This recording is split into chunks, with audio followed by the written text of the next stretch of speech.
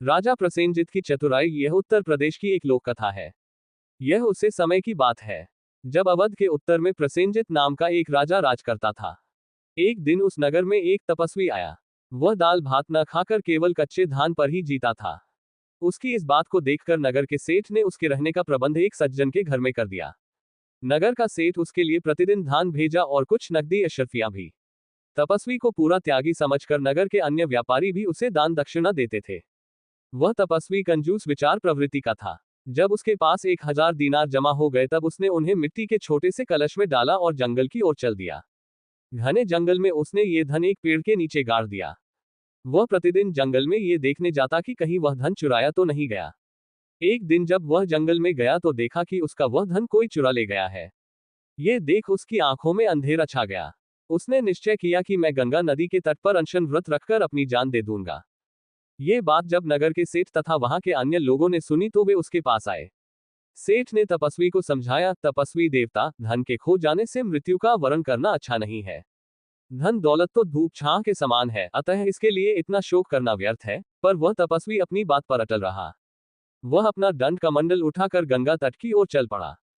ये बात जब प्रसेनजित के कानों में पहुंची तो उन्होंने राज कर्मचारियों को तपस्वी के पीछे दौड़ाया, जो उन्हें लौटा ही लाए। राजा ने उनकी कहानी सुन उनसे पूछा, तपस्वी देवता, आपने जहां धन दबा रखा था वहां कोई निशानी भी रहती थी? तपस्वी ने कहा, हाँ महाराज, मैंने वह धन जंगल में एक छोटे पेड़ के नीचे दबा दिया था। वही उसकी निशानी थी। इस पर राजा बोला, आप धीरज रखिए, मैं स्वयं उस धन की खोज करके आपको लौटा दूंगा। आप मरने का अनशन छोड़िए। राजा सीधा अपने शयनागार में जाकर लेट गया और सिर दर्द का बहाना किया। राजा को सिरदर्द होने की सूचना पाकर नगर के वैद्यों का राजमहल में आना शुरू हो गया। वे एक एक करके आते और अपना उपचार करके चले जाते। राजा प्रत्येक वैद्य से एकांत में यही प्रश्न करता, नगर में आजकल किस बीमारी का प्रकोप है? आपने किस बीमारी की कौन सी दवाई दी है? वैद्य भी राजा के प्रश्नों के उत्तर देते और विदा हो जाते। एक वैद्य ने राजा को बताया, मेरा एक रोगी मात्र दत्त का व्यापारी है। 2 दिन से उसका दिमाग ठिकाने नहीं है। मैंने उसे नागवाला नामक बूटी खाने को कहा है। ये सुनकर राजा ने उस व्यापारी को अपने पास बुलवाया। व्यापारी से जब पूछा गया तो उसने कहा, राजन, मेरा नौकर जंगल में जाकर नागवाला बूटी ले आया है। राजा ने उसे आज्ञा दी, जाओ उस नौकर को मेरे सामने लाओ। सरकारी कर्मचारी दौड़ पड़े। राजा ने मात्र दत्त के नौकर से कहा, तुमने मालिक के लिए जंगल से नागवाला बूटी उखाड़कर लाते समय जो दीनारों से भरा कलश खोद निकाला है, उसे तुरंत लाओ, नहीं तो अपने पाप का दंड पाने के लिए तैयार हो जाओ। नौकर डर के मारे थर थर कांपने लगा। वह राजा से बोला, हाँ महाराज, मैंने घोर अपराध किया है। नागवाला बूटी की खोज करते करते मुझे तपस्वी का दबाया कलश मिल गया।